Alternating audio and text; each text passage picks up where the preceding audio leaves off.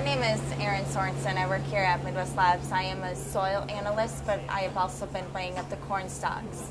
Right now, after our gentlemen have racked up the corn stalks for me in this rack, I bring them over to this counter, and I need to scan this tray into this department.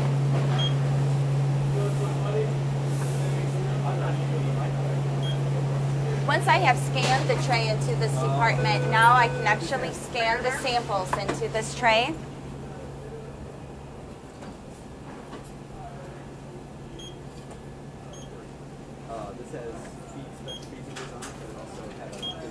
And as I'm scanning these in, it's telling me which lab number and what time these samples were scanned into our tray.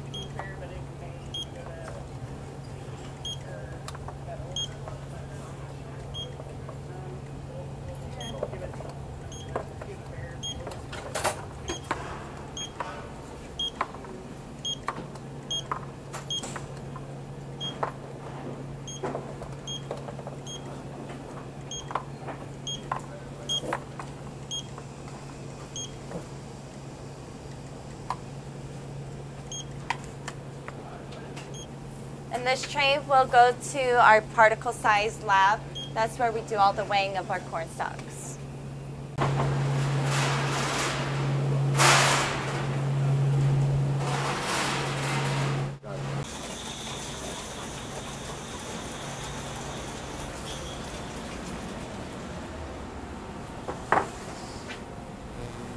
All right, once we come in here to the particle size lab,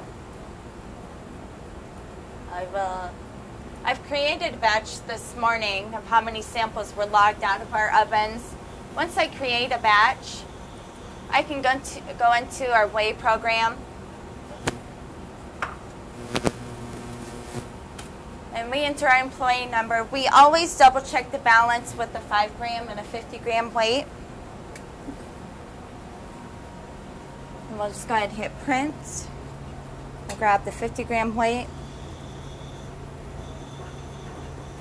Once those are entered, I can go into our initial weights, and under our stock program, I can open that up, and it brings me the batch of today that I had made.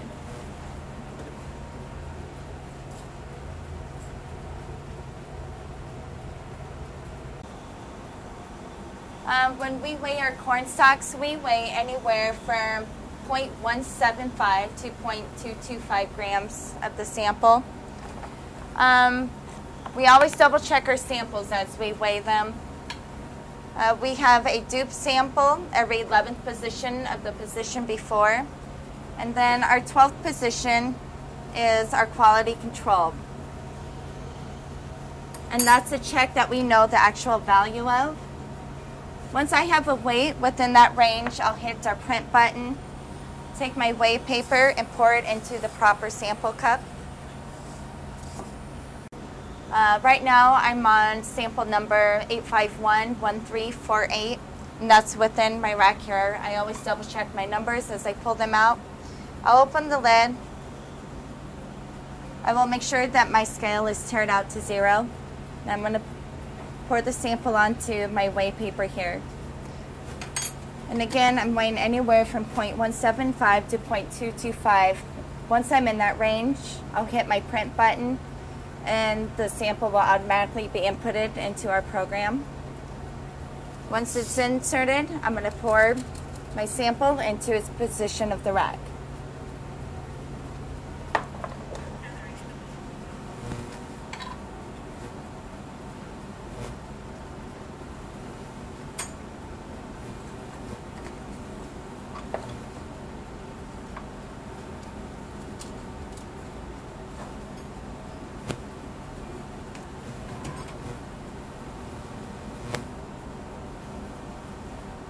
And if I ever get too much on there, I never put the sample back into the sample cup. You just don't want to risk any contamination. We just dispose it into the garbage can.